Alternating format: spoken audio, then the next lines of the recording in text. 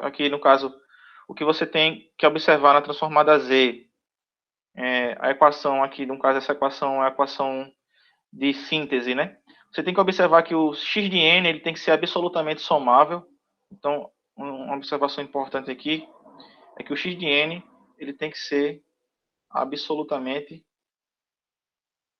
somável, ou seja, a série, quando você fizer essa série, ela tem que convergir.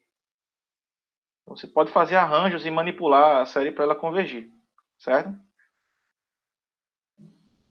E a transformada inversa de Fourier ela tem também uma equação similar ao caso anterior, só que com a generalização, né, que essa variável z ela é r que multiplica exponencial de j ômega. Mas a ideia de usar uma tabela também pode ser usada aqui, né? Então, a gente praticou uns exercícios usando tabelas no assunto de transformada de Laplace. Aqui em transformada z a gente também pode fazer recorrência à tabela, certo? Então, em linhas gerais, seria isso, pessoal. Um detalhe também adicional, vocês devem acompanhar no livro texto, né? São as condições que a série converge. As condições que a série converge vai estar relacionada com a região de convergência da transformada Z. Então, a transformada Z, agora, pessoal, ela é representada aqui, ó. O plano Z.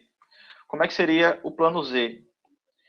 No plano de Laplace, no plano S, você tem a parte real e a parte imaginária. No plano Z também. A diferença é que esse número Z, essa variável Z, desculpe, ela é representada na forma polar. Então, se ela é representada na forma polar, você tem o R, e se o R for um círculo, vai ser esse círculo unitário aqui, certo? Se o R for 1, ele vai ser esse círculo unitário aqui, ó. E isso aqui, em essência, vai ser um fasor, certo? Uma variável com um módulo que ele pode ser 1, ou pode ser maior, ou pode ser menor que 1. E uma fase dele vai estar relacionado com esse fator daqui do exponencial de j ômega. Então, seria essa aqui a fase. Tá? Esse é teu plano Z. E a região de convergência, basicamente, você vai ter que observar as condições em que a série converge e se ela inclui ou não o círculo unitário. Tá?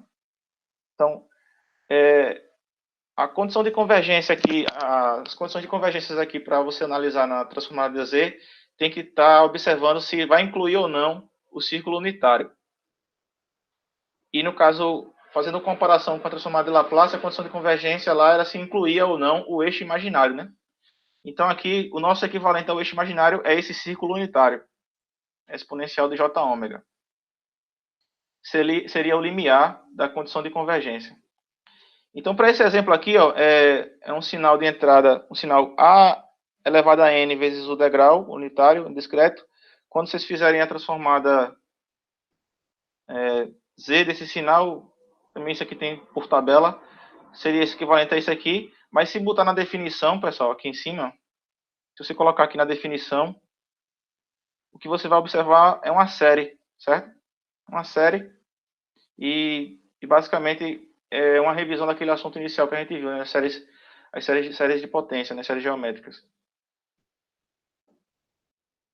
Então, para esse caso, a condição de convergência é que o módulo de Z ele seja maior do que o módulo de A. O módulo de A está relacionado aqui com o R, é como se fosse o módulo, né, desse número, dessa variável. Então, se o módulo de Z for maior do que o módulo de A, é uma condição que caracteriza que a transformada pode ser realizada.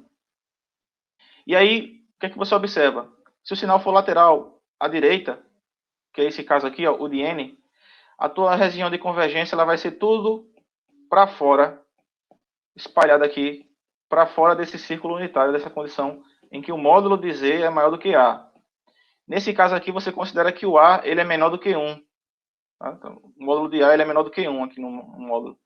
Como inclui o círculo unitário, então a condição de convergência você tem que o sistema ele é estável, né? A condição de convergência está ok aqui. Um outro cenário é se o caso o módulo de Z aqui é menor do que o módulo de A. Então, ao invés de ser para fora, seria para dentro, certo? Aqui no caso seria o módulo de Z menor do que o módulo de A. Isso aqui está relacionado com o sistema ser lateral à esquerda, certo? No caso anterior, esse sistema aqui seria lateral à direita.